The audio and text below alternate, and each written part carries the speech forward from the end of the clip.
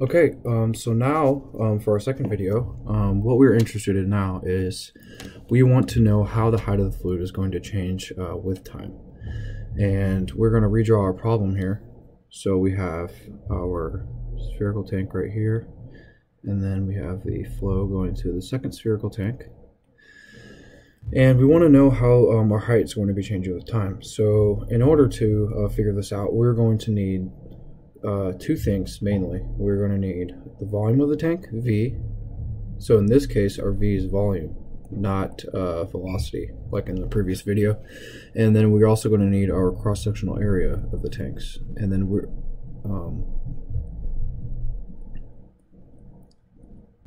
so we'll just write across, I guess we'll just say that as a cross. But we're going to have our cross-sectional area right here, and then we're just going to call this AC1. And then our cross-sectional area of the second tank, we're just going to call this AC2. And then we obviously have our Q12 right here, and then our Q2 right here. And then we're also going to add a flow into each tank. We have our heights of the tanks right here, H1, and then we have our other height of the tank, and then this will be right over here, H2. So that's the height of that fluid in that tank. But we're going to also add flow going into the first tank, so we're going to call this Q1, and then we also are going to add a flow into the second tank, so we're going to call this one Q2. And what we want to do next is we need to set up two differential equations, one for each tank. And in order to do this, we need to basically what we're interested in is how the height's going to change with time. And in order to get height change with time, we need the volume of the tank, and we also need the cross-sectional area of the tank. So to start setting up our differential equations, we're going to do a mass balance, what's going in and what's going out of each tank. And then at the end of the video, we will derive how the cross-sectional area is going to vary with time. Technically, yes, how the cross-sectional area will vary with time as a result of the height change. And our differential equations are going to be in terms of height, because that's what we're interested in the change of height over a variation of time. And then we will be coding these out computationally. So let's start with our mass balance. So we know that we need a change in volume with the change in height of fluid. So we'll have a change in volume. So we'll say dV1, in this case V is volume, not velocity, dV1 dt, and we're going to say that this is equal to, so now the volume we know is going to be the change in height times the cross-sectional area. So we can say that this will also be the change dH, change in height, times cross-sectional area, and then over dt, change in time. So this will be for our first tank. So I'll write that in, actually. I'll write that at the end of the equation, specify which tank it's for. So, but this is for our first tank, this first differential equation, and what we want now is our mass balance. So we want what's coming into the tank. So this will equal Q1, and then what's coming out of the tank. So we have Q12, sorry. So we have our Q12. And in the last video, we actually calculated Q12. So we can see over here from our last video that our Q12 was the area between the two tanks, and this was times the change in height of the two tanks, because the change in height was necessary to calculate the V1 in this velocity in this first video. Oh, that would be the wrong video. So we'll go back to here, and we know that Q12. So we had that in the last video. We have Q1, and then we know that our Q12, we know that will be equal to our A12 times the square root of 2g, and then we have H1 minus H2.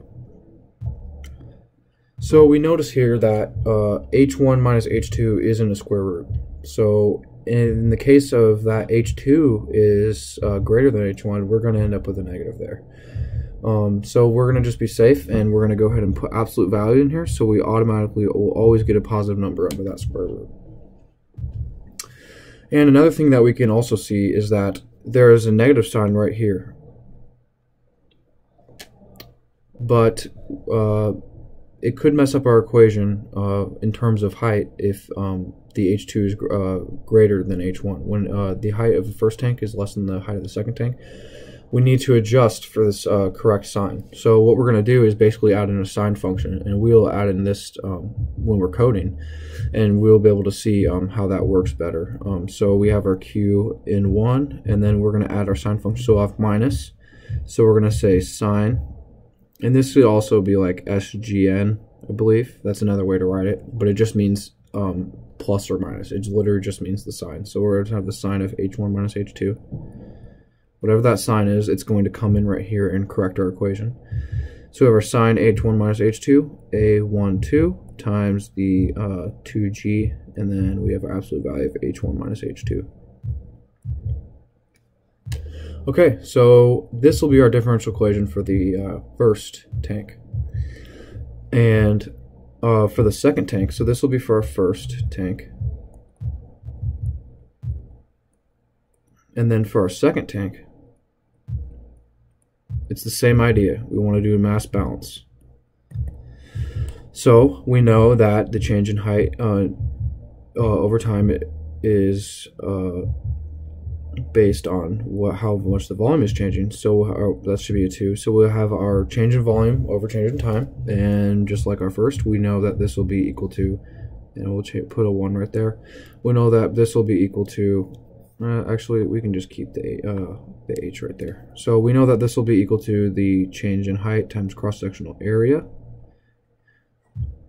and then over change in time, just like the first equation. But in this equation, we have different things coming in and out of the system. So we know that this will be equal to what's coming into the system. So we know that from up here we have a Q in 2 of fluid coming into the system flow, and then this will be plus what else is coming into the system. We can see from our diagram that the Q12 is also coming into the system. So we can put this in there. So we'll have plus, and then we're going to make sure we have our sign again. So it corrects our equation, H1 minus H2, and then times the A12 area between 1 and 2, and then 2G, and then we have our absolute value of H1 minus H2. And then we have one more thing we need to add to this equation, which will be our flow 2 coming out of the tank 2. So we'll do minus Q2, and then we knew from the first video that our Q2 was equal to the area 2, and then this was times the second velocity, which was just the square root of 2gh, because there was no change in height. So these are kind of what our differential equations are going to look like, but we're not there just quite yet.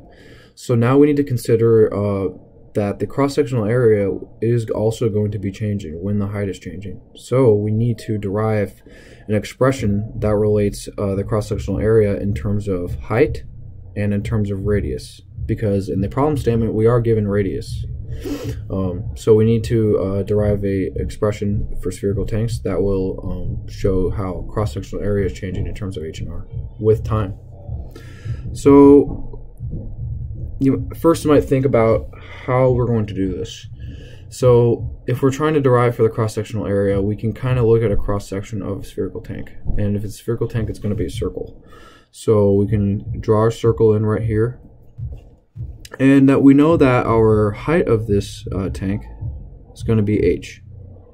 And we know it varies with time, so we'll just need to make sure we keep that in our mind. And then we all have a radius. Oh, I accidentally just put my arm on the keyboard. Hold on a second. Okay. So we have our radius as well. And then we can also say that this is another radius on our circle. And then we have our height of the fluid up here.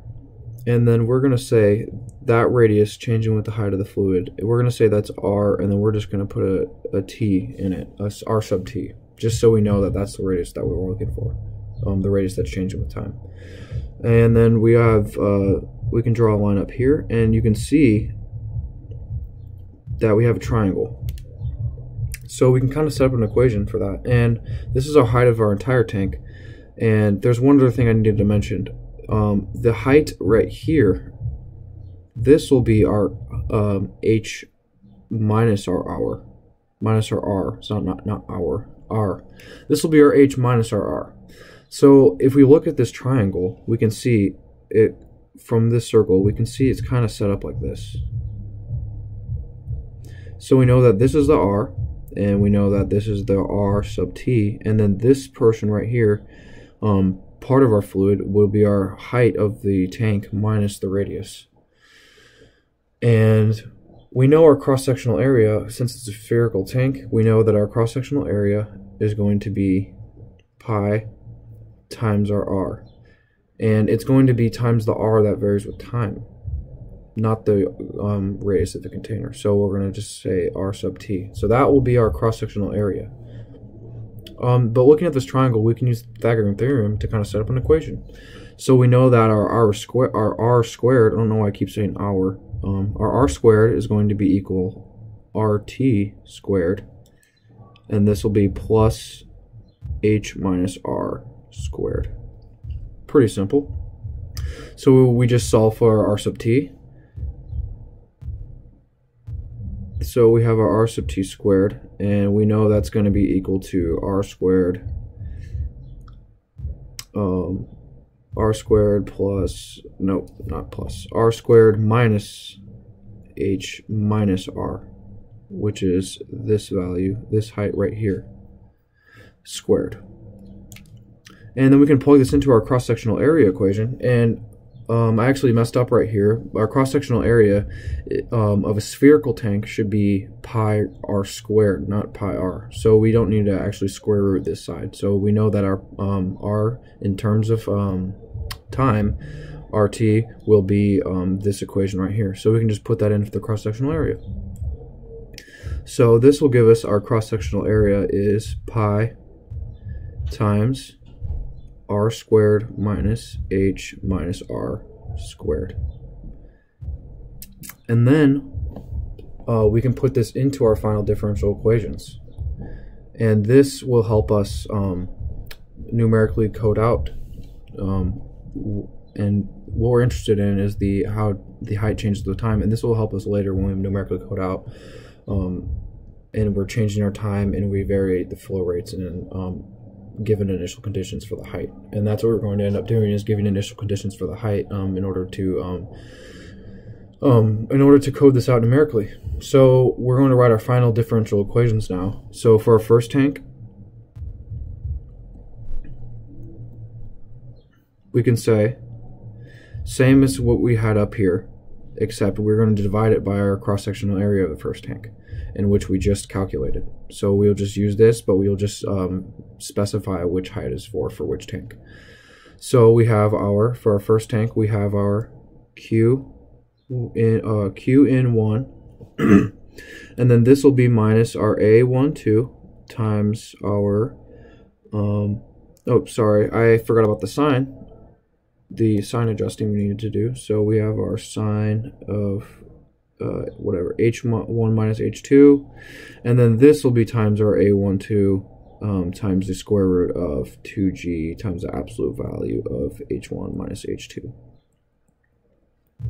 Okay, and then we just need to divide by our cross-sectional area of the first tank, and this will be equal to our change in height over change in time. So this is the differential equation that we're going to be wanting for our first tank. But we just calculated the cross-sectional area, so instead of rewriting this entire thing out, I'm going to put the cross-sectional area for the first tank in there, which we just calculated right here. So we have our pi times our r squared minus h minus r squared. And this will be equal to the change in height over the change in time. So this will be our differential equation for our first tank. For our second tank, same thing.